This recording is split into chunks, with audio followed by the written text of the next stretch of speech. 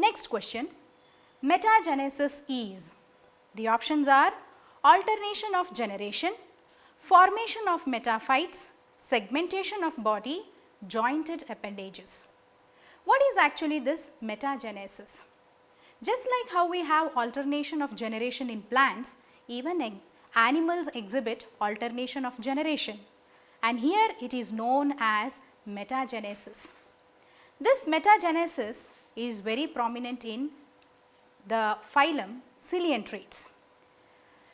Generally in organisms, we can see that there are two forms present, an asexual form and a sexual form. This may alternate with each other. So, when there is an alternation between the sexual and the asexual form, then it is said to be metagenesis.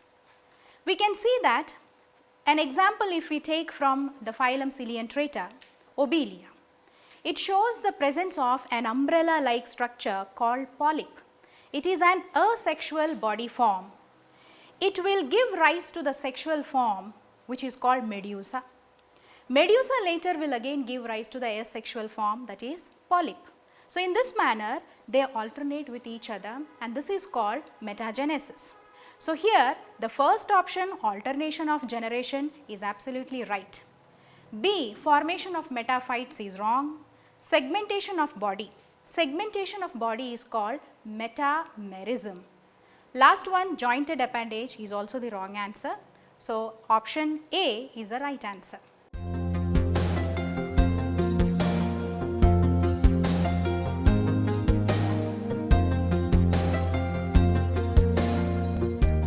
Let us move on to the next set of questions, students.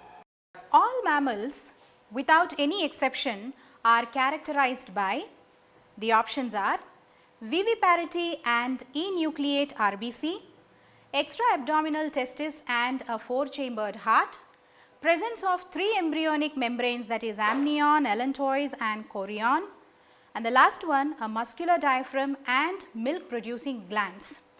Let us concentrate on the question, all mammals without any exception are characterized by. That is, in the given 4 options, we have to look for the option which is mandatorily present in the mammal. So, some of the options may be exception, that is, these characters may not be present in some organisms. So, we have to pick those that will lead to finding the right answer. So, the first option, viviparity and enucleate RBC. Mammals are said to be viviparous, but there are groups. For example, the Monotremata or the Prototheria, which comprises of egg-laying mammals. So, that is an exceptional characteristic feature. Enucleate RBC. In animals like camel, we come across RBCs which are nucleated. So, that option is wrong. Extra-abdominal testis and a 4-chambered heart. Extra-abdominal testis is found in most of the organism, but elephant is an exception for this. In this, the testis is not found in a scrotal sac, rather it is present very close to the kidney. So, that option is also wrong. Next one, presence of 3 embryonic membranes.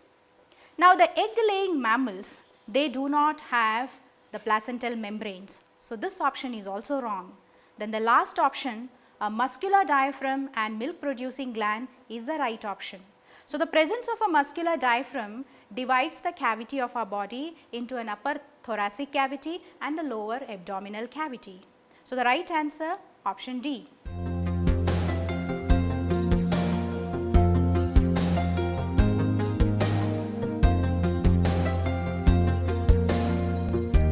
The next question, students. Syrinx is the, option A, V-shaped bone, B, food storage part in the digestive system of bird, C, breastbone, D, sound producing organ. V-shaped bone, which is also called the wishbone or the furcula, is actually a V-shaped bone which joins both the pectoral girdles. B, food storage part in the digestive system.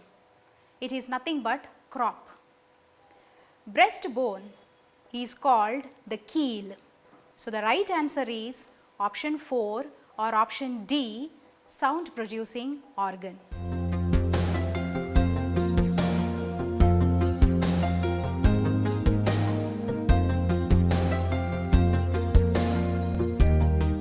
A limbless amphibian. Options are Salamandra, Ichthyophis, Bufo and earthworm.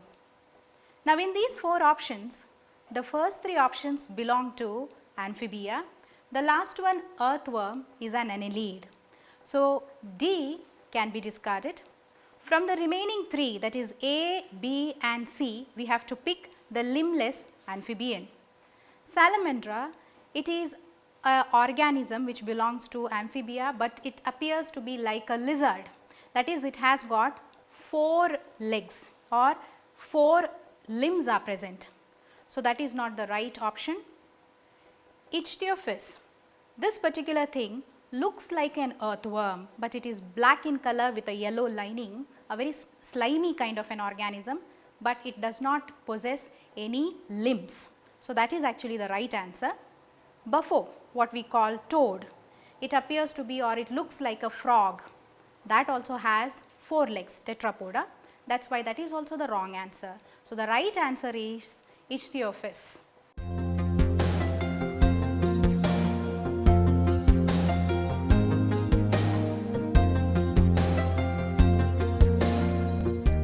Match the following. Here in column 1, we can see that there is a list of vectors present, and on the other side in column 2, we can see the disease that it carries. What are actually vectors? Organisms which carry or transmit a disease are called vectors. They are not actually the pathogens. They just carry the disease causing organism, and when they transmit this, the pathogen is also carried to a healthy person and the disease is caused. So, here if you observe the options carefully in column 1, we can see that option 1, 2 and 3 all are mosquitoes, different types of mosquitoes. The last option, musca, it is nothing but housefly. So, now let us try to match the vectors with the disease that it carries. Anopheles mosquito, we are very much aware of this. The female Anopheles mosquito is the one which carries the pathogen which causes the disease malaria.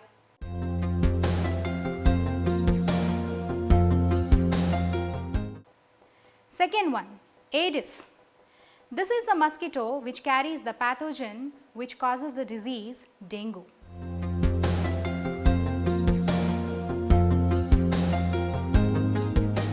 Next, Culex. This is the mosquito which carries the pathogen which causes the disease filariasis.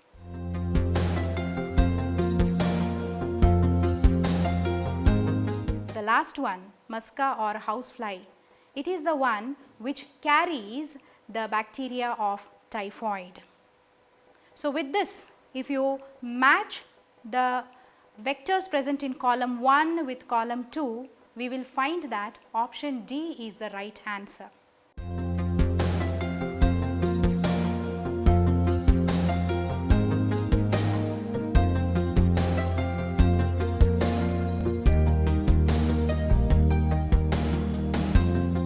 Let's move on to the next question, students.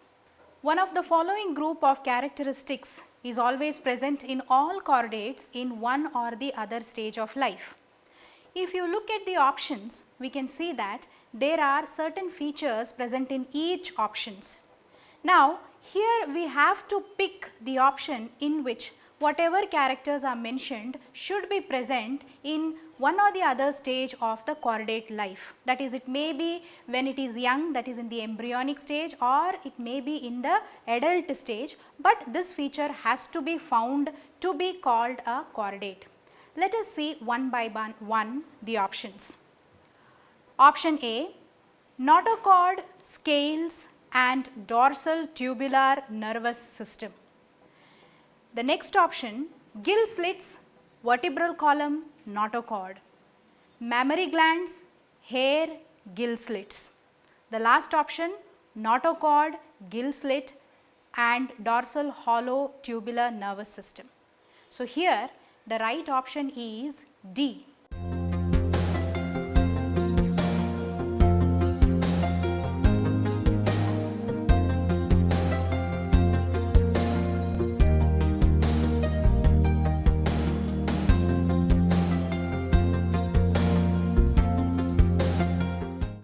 Let me tell you what are the features which are required for an organism to be considered as a chordate.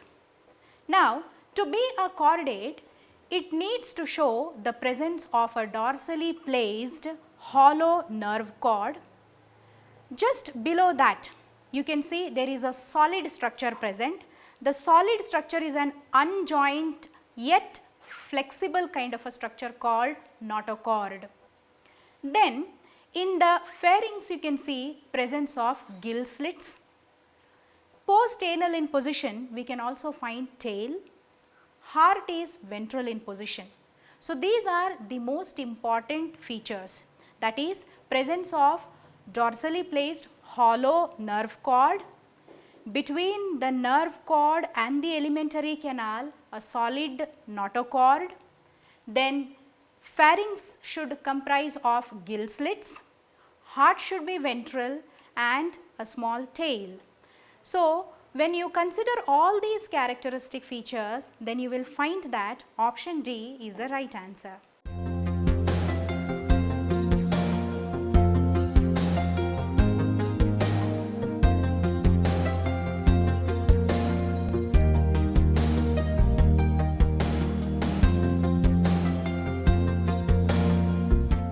Dear students, so we have solved some probable questions from Unit 1 or the first 4 chapters of PUC first year.